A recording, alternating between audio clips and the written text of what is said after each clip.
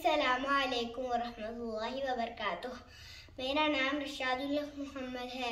मेरी उम्र 5 साल है।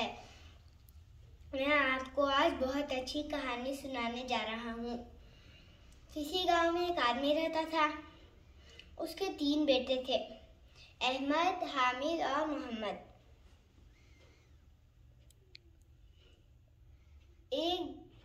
वो अपने बच्चों को बहुत प्यार करता था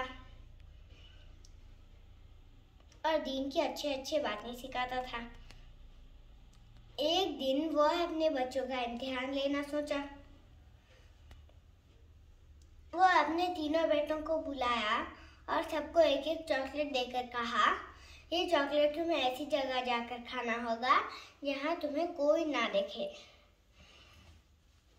ये सुनकर बच्चे चॉकलेट लिए और छुपने की जगह ढूंढने लगे। कुछ देर बाद अहमद आया।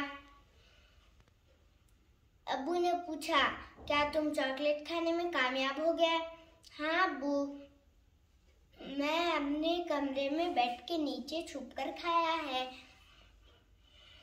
मुझे कोई नहीं देखा। कुछ देर बाद हामिद आया। अब्बू ने पूछा, क्या तुम चॉकलेट खाने में कामयाब हुए?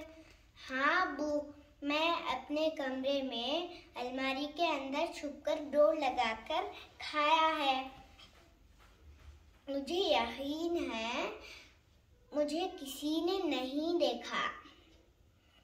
कुछ देर बाद मोहम्मद आया, लेकिन उसके हाथ में चॉकलेट वैसे ही था। अब्बू ने पूछा, तुम चॉकलेट क्यों नहीं खाए हो?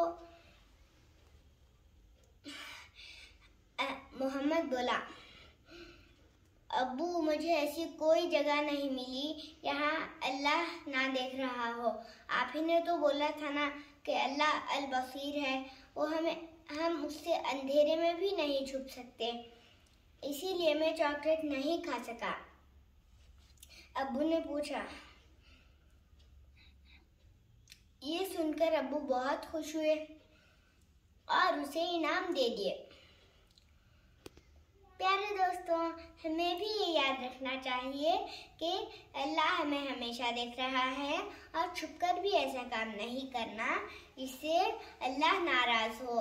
मेरी कहानी सुनने के लिए जज़ाकल्लाह खैर।